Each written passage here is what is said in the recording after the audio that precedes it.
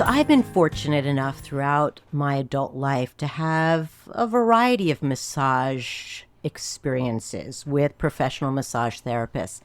And I've always kind of marveled at the diversity of those experiences and of the persons giving the massage.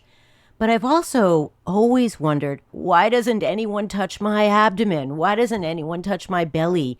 That would feel so good. So I decided to ask someone who's an expert in this field to come and talk about massage and abdominal massage today.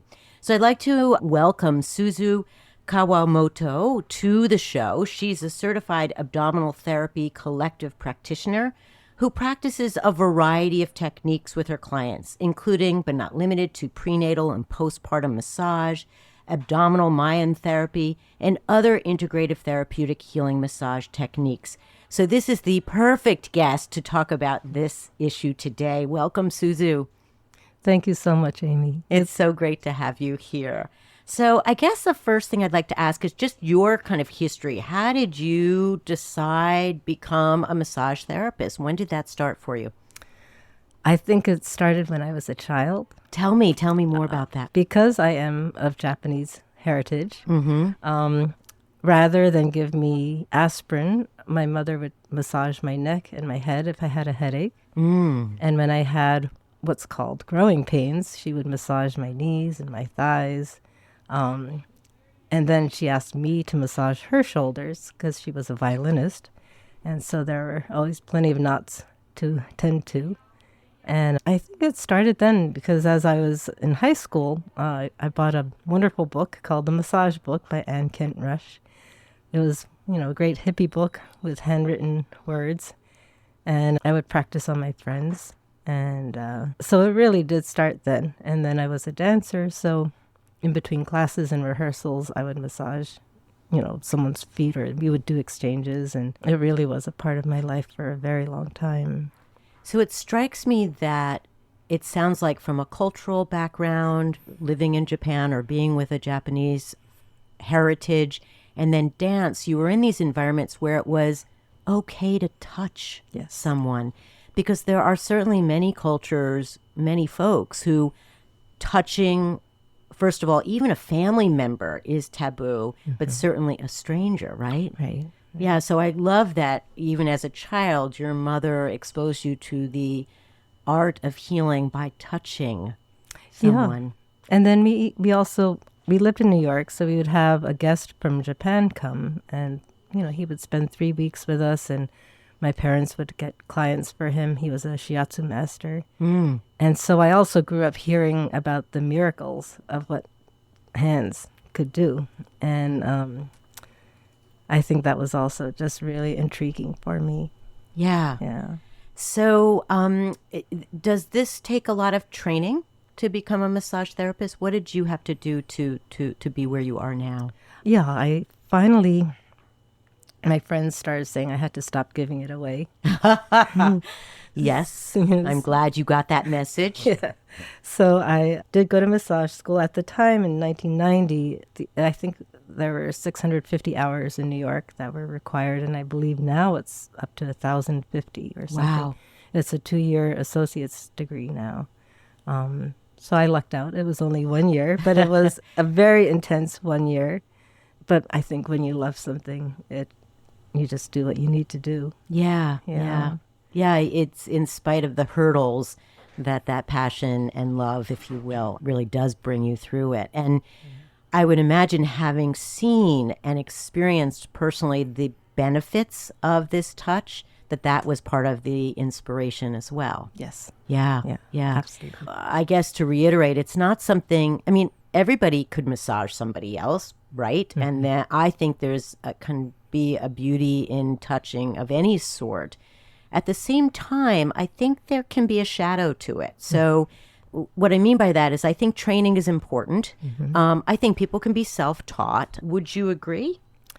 Yes. I think I felt really sad when a dear friend of mine in massage school had beautiful hands, really good, solid, grounded, and very present in her work. But she was dyslexic and couldn't study. And So she failed her final, and that just really upset me because there are so many people that are book brilliant but have lousy hands, but they still have their license. So I think a practical exam would be really great for licensure also, because you can tell by the way somebody moves their body, how connected they are to the work. And yeah, I think I answered your question. Yeah, you did. It strikes me that we're talking about how to quantify or qualify the art of healing, the miracle of the hands, which is what you just said. And you're right, there are so many people who are kind of book smart and don't know how to communicate. That happens a lot in, the MD world. Brilliant scientists who just don't know how to communicate to patients or even to each other. Right. And then people doing something like massage therapy, acupuncture, other forms of healing that may not be able to may even decide not to go to medical school because they couldn't do the books, Right. but whose hands, whose mind, whose spirit are just enriched with healing capacity. Yeah. Yeah, Absolutely. yeah. I'm actually shocked that there's not a practical for I know. massage. Yeah. When I was in school, Florida was the only state, believe it or not, Florida, that did have a practical exam. Huh. And I don't know if they still do. But Yeah. And, one of the things that, as I mentioned, when I've had massage experiences, there's been so many different approaches. And just in the descriptive of what you do, you clearly have had a number of different trainings. Is that really common that a massage therapist is kind of trained in a lot of different approaches? Or what happens during that schooling? I think they have added some more techniques. When I was there, we basically had Swedish, Shiatsu, and that was it. Swedish and Shiatsu. But I have a very curious mind. And so I kept studying and studying and studying. It's almost kind of ridiculous to see how many courses I've taken in the last 30 years or so. But I just love the work, and it's so fascinating to me. Yeah. Do all those trainings and classes just continue to inform you and inform your hands? Do you find it just incites you to change your technique, or how does all that learning impact the day-to-day work that you're doing? I think it gives me a great toolbox, and so that when each person comes in, whatever they're needing that particular day is going to be different from when they came in the last week, and it will be different from another person. So I feel very grateful that I have different possibilities of ways to approach someone. And sometimes it's just a matter of laying my hands on, because that's what their body needs. Their nervous system needs that to just let go and release, whereas any kind of deep massage is creating more tension. Interesting. Yeah. So I guess, I think most people know what massage therapy is, but if you had to kind of define it, if somebody said to you, I don't know what massage therapy is, how would you describe it? As a series of strokes and how would I describe it? That's such a good question. I guess hands-on work that helps to stimulate circulation. I think that's the bottom line, is the circulation of all the fluids and, the nerves, arteries, veins, lymphatic fluids, and then the energy that is transmitted and exchanged. Basically, I think in my mind when I'm working, my intention is to create space in somebody's body so their body's innate intelligence can kick in. And then they can also fill their body with their cells rather than have to maneuver around constrictions in the body or in the tissues. Yeah, because, living in the world today, I don't know about you, but there are moments where I feel like my muscles are clamping down, certainly where my nervous system is on flight and fight, where I'm ill at ease. And so what massage has done for me, one, is create a space for me to just be taken care of. Yes. Which is so important for all of us to take those times for ourselves. Two, it allows whoever's working on my body to as you describe, kind of get a sense of, oh yeah, those shoulders, man, you have been, you've been worrying. And that's where it goes for me. I would imagine for others, it goes elsewhere, right? Yeah. Absolutely. And so just being able to create some, I love this idea of kind of creating space. What you're describing, at least how I interpret it, is reminding the body about self-healing. Yes. And that the body has this capacity to fix itself. And I mean, not that it doesn't need help sometimes, absolutely. And that's why we have this array of healing modalities, whether it's massage therapy or acupuncture or antibiotics or surgery, all these tools in 2024 that we can utilize to help our body be reminded of, encouraged to heal itself. Right. Yeah. Right. So as I was thinking about our talk today, I was really curious about kind of how old, how ancient. I love looking at the history of things. So I was thinking, like, how ancient is massage? Do you have any sense of that? Because I was struck by what I learned. Oh, I'd love to hear what you learned, because I haven't really looked into it. Yeah. I imagine that it was as old as there were human beings. And if you look at primates, they massage each other. So I think it's just such a natural place to go. And if you're concerned about a loved one, you just put your hand on their back, and that's transmitting energy. So I think it's just time immemorial. I love that answer. I love that answer.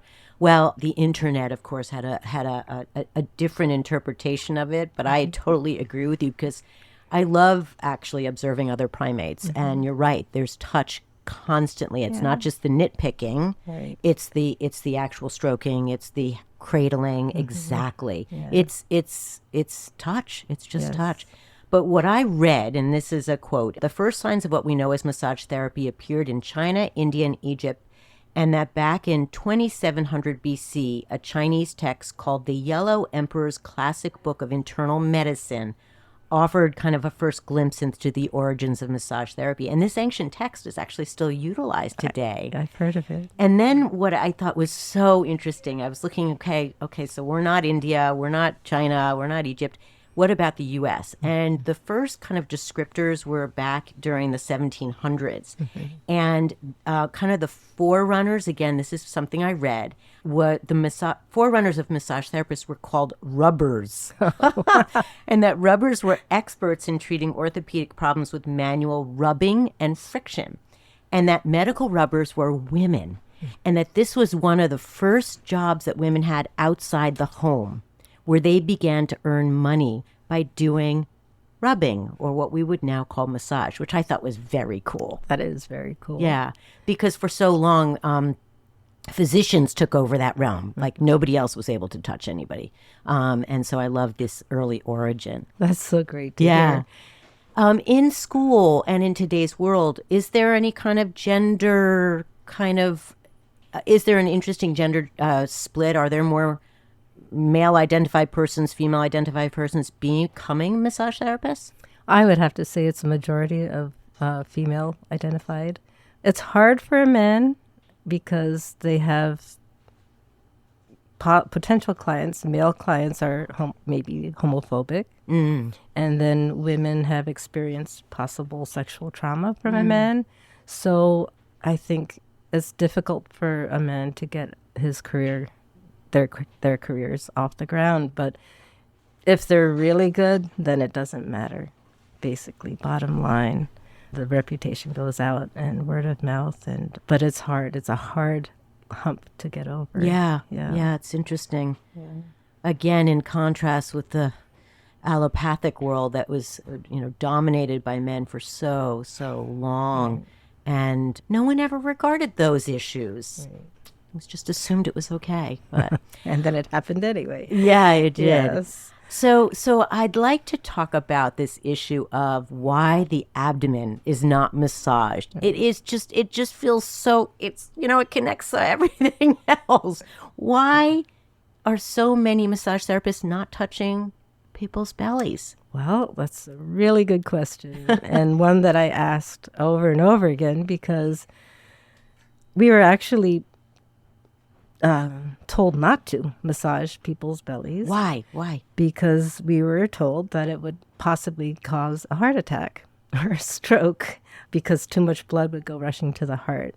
So malinformed. Yeah. You know, you have so many things, like you said, all of our organs are in our abdomen, and the diaphragm and the pelvic floor muscles, they get so tight with daily stressors. And so to be able to relax those just creates, you know, more flow throughout the whole body, you know. So it's not just the abdomen that gets touched by doing abdominal massage. I actually find that the back, lower back, and upper back also will release as I do more work along the rib cage, the diaphragm, and the pelvic floor muscles. Just by doing the lower abdomen will help to release the pelvic floor muscles as well. Yeah. They're also connected, Yeah. right? Yes. It's just remarkable that, you know, somebody might do the shoulders and then the legs. Right. Like this whole geography is just being missed. Exactly. Do you find that most of your clients want you to touch their belly, or are there people out there who just say, no, no, no, it feels too scary? Yeah, there are clearly those who are not comfortable with it. Yeah. And of course, I respect that. Of course. It's hard to resist sometimes, but yes, I definitely will listen to them. And especially, I just got back involved with the Abdominal Therapy Collective. They've undergone a lot of reorganization, restructuring, and it's such a wonderful group that I started studying with my teacher, Rosita Arvigo, again. And who is she? she is a doctor of naturopathy who studied with Don Eligio Panti in Belize for 13 years, side by side. She apprenticed with him. And so it's her techniques, their techniques, I would say, that I am practicing with the abdominal therapy work. And this is the Mayan massage that that I've seen on, you know, descriptives, etc. Yeah. Yeah. So he was a Mayan. Yes. Mayan Heyman, or medicine man. And, you know, she asked if she could study with him. And at first he said no, he wanted a Mayan person to apprentice with him, but could not find a Mayan apprentice. They would start and stop, and not really be committed. And Rosita just kept going every week to his place, climbing two hours up the mountain to help him harvest plants and help him in his clinic, where he could sometimes see between 25 and 40 people a day. And finally, after a year, he looked at her and kind of said, "So, do you still want to be my student?"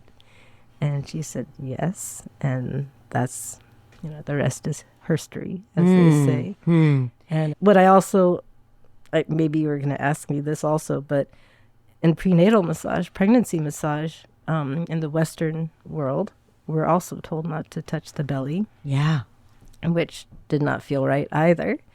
And I was like, oh my God, it's like being in a desert and given even just a little glass of water. It was like, it just went right through me. And, you know, it makes so much sense. You want to increase the circulation and the nutrients and the oxygen to the uterus. And yeah, it's... So I want to certainly talk about pre and postpartum massage. Absolutely. Because, I mean, what just struck me is, think about all the time and effort the mother does in stroking the belly. I mean, if you watch a pregnant woman on the street, more time out of not, she's just circling her hands around her belly. And of course, then there are strangers who do the same thing, but yes, another thing altogether. Exactly. So let's just get back to your teacher, and what was that training about? Why were they able to see the benefits of the abdominal massage where it had been kind of a desert, as you put it, in the past? Well, working with Don Eligio, his belief was that if a woman's uterus was out of place, then everything in her life would be out of balance. And so even if someone has had a hysterectomy, there's the phantom uterus that he would work with energetically. And so when she started working with him, of course, it all made so much sense, you know, and just even the upper and lower strokes, you're having contact with the spleen, the gallbladder, the pancreas, the liver and bladder, intestines, of course. Yeah. And maybe just the tip of the uterus. And then as a pregnant woman develops, of course, there's direct contact. And sometimes as they get close to 38 weeks or so, I really feel like I'm giving two people a massage. Yes, indeed. Really... I actually think from the get-go, yes, there's something, you've spoken about the energy of your hands and the energy of touch. And I'm tempted to ask you to define that, but that's a hard thing to define. But if you would, even in if you will, a poetic way, how do you speak about or teach people about the energy of your work and what you're transmitting? Because that is so much a part of what you do. Well, I do have a strong belief system in the spirit world. And so at the beginning of each session, I will call upon perhaps your spirit helpers, teachers, guides, and angels of the light, and also mine, to work with me and through me to help give the person receiving the massage that which is for their highest good at that particular time. Right. And so that's part of it. And then, really, I feel like it all comes down to love. And that's the energy that is being transmitted. I ground myself to the earth and have a connection to the stars. And so I feel like I become a conduit, and it takes the onus off of me. So I feel like, if I just get out of the way and let spirit do its work, or let, with all that I've studied, of course, that hopefully the person will receive what they need at the time. Yeah. On Gyno Curious, we talked some about kind of psychic defensive healing and the role of the healer and the person who's being healed. And I am curious, but you've just answered how you kind of stay grounded in your work, because you're touching a lot of folks, you're receiving the energy of a lot of people, you're hearing a lot of stories about hardship and grief and loss and struggle, etc. That's part of why people come to see you, I'm sure.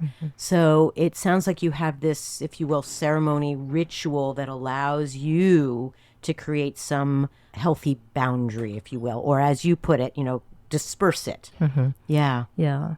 And then if by chance I feel that on a more kind of a physiological, energetic level, if that makes sense, if I feel something like pain traveling up my arm, I will create a portal in my shoulder and open the chute and let it shoot out the door there. And that helps a lot. One of the reasons that I am interviewing someone like you here on Gyno Curious again is to remind everyone out there that there's so many ways in which to heal. And some of what you're saying is going to sound really strange to some folks. And for others, it's going to be like, of course. And I kind of like that. I kind of like that we're all continuing, hopefully, to learn and be curious about our bodies and about being well. So I'm so grateful for your sharing your very personal approach towards this, because I imagine there are some massage therapists who are all about, okay, I know the anatomy of the muscles and I know where the nerves lie. And it's a very anatomically driven approach towards the work. But you clearly have integrated so many different ways of seeing the body, ways of seeing healing that works for you, and I suspect for all of your clients.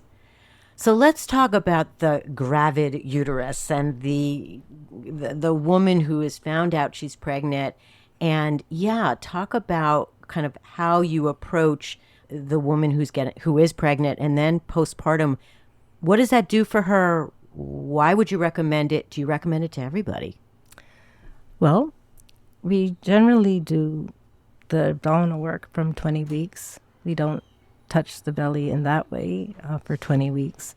And it's not for everybody, of course. Some people just want their arms and legs touched because maybe they have some fear, anxiety around possible loss, which is so understandable. Yeah.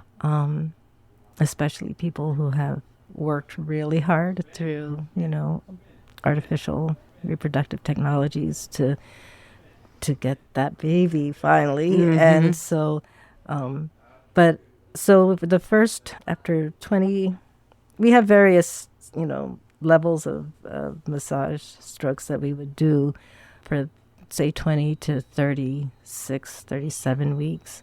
And then once they reach 37 weeks, we can start doing things that might stimulate the uterus and prepare the uterus, prepare the cervix and pelvis for all that's to come with labor. And do people come to you when they're like struggling to finally have a baby, when they're post-term? yes. Yeah. And it's what I call induction massages. Okay. And it's pretty funny. I had one woman who I had never met before, but she had been given my name and she was a week late. And I squeezed her in that day and found out that she went into labor that night and had her baby the next day. And then I never heard from her again. And then about 2 or 3 years later, I get a call from her again. She's a week late. So we went through that and she had her baby the same way, went into labor that night. And then there was the third time that she called a couple of years after that. And That's it's great. very funny because we had no other relationship, Right. just that. You're her inducer.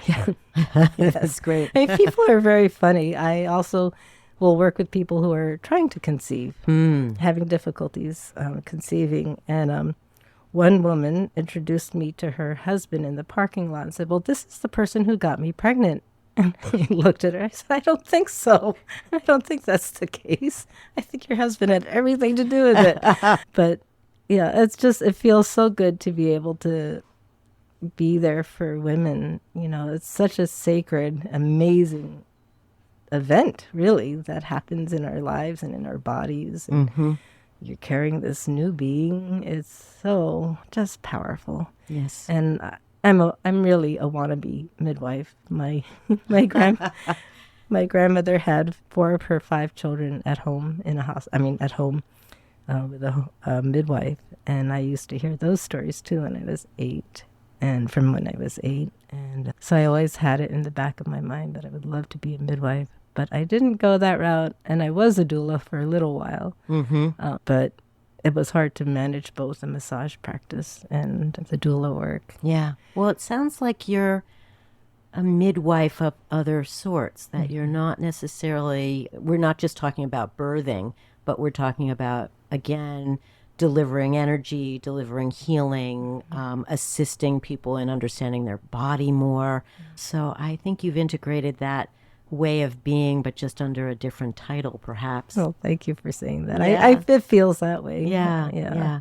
So I always wonder, like, the work you do is hard, physically hard. It's difficult. How do you make sure that you don't throw your back out, that your hands don't exhaust by the end of your day? What do you do to make sure you're okay in this work? I do try to get a massage every other week. It hasn't been that way for a while, or acupuncture or craniosacral work. I do also do the self-care. There's a self-care component to the Mayan abdominal therapy, and that. So you're doing your own belly. Yes. And so that helps to release everything, as we were talking about. And I think it also helps a lot that I use my whole body. So I'm very lucky that my hands and my wrists and forearms don't take the brunt of it, because I'm really moving from my feet and my legs. And so if I'm doing a stroke, I'm really leaning into it. Yeah. Those of you listening, you can't see this, but Suzu is literally like moving her body like a dancer would. It was just beautiful. Yeah. The stroke was kind of a whole movement from the waist up. That was lovely. So we're getting to a close, and I just wanted to ask you, when you're not working, what do you do for pleasure? What gives you joy in your life other than your work? I have a wonderful dog who I love. His name is Jasper, and that's one. And then going for walks. I think my favorite walk is along the Hudson, Norrie Point trails, and just being in nature. I think whenever I've had any kind of challenges in my life, just sitting on a rock by water or in the woods just really helps me to reset and remember who I am. Yeah. And without all the fray. Yeah. Yeah. Yeah. Thank you. Well, I hope that you always find time and space to do those things. Thank you. Yeah. Yeah. I also want to remind everyone out there that massage can be paid for sometimes by insurance. Massage can be an expensive self-care approach, but there are people who do sliding scale. There are clinics that offer it for less. That there are a lot of different venues in which massage is given. Also, that if you are pregnant or postpartum, I would just encourage you to speak to your doctor about whether there's any reason you can't have pre and postpartum massage, just to assure you of of your well-being and the safety of it, and just continue to ask questions and ferret out for yourself what is going to help you be the best you can be. Yeah. May I add one quick thing? Absolutely, please. That postpartum massages are so important and can really help someone if they are beginning to feel any kind of postpartum depression, or even before, if you want to kind of circumvent that. It's really helpful. It just kind of helps to bring your body together and energetically to be held and touched and given touch. Yeah. I find that really to be very important. Yeah. It's really striking the if you will, the theater of pregnancy. When you're pregnant, everyone's kind of taking care of you, everyone's stroking you, everyone is, curious about you. And then you give birth, and all of a sudden, all that energy, all that focus and attention is directed to the baby, which isn't inappropriate. But at the same time, I think postpartum depression stems from a lot of things, hormones, history of mood issues, etc. But it's also about all of a sudden your place in that theater, the stage, is different. Yes. And so much energy is going towards someone else. Yeah. And that's hard for some women. So, yeah, I'm so glad the idea of just being touched and cared for it can be so helpful. Yeah. Suzu, thank you so much for joining me today. I'm so grateful. And thank you to my producers, Jen Hamud and Maddie Rosenberg. And thank you to the Epicurean that so kindly creates a home for us, a Radio Free Rhinecliff. Thank you to my listeners. Until our next episode, please be well and listen to your instincts and intuitions. They are the greatest of teachers, not to be ignored.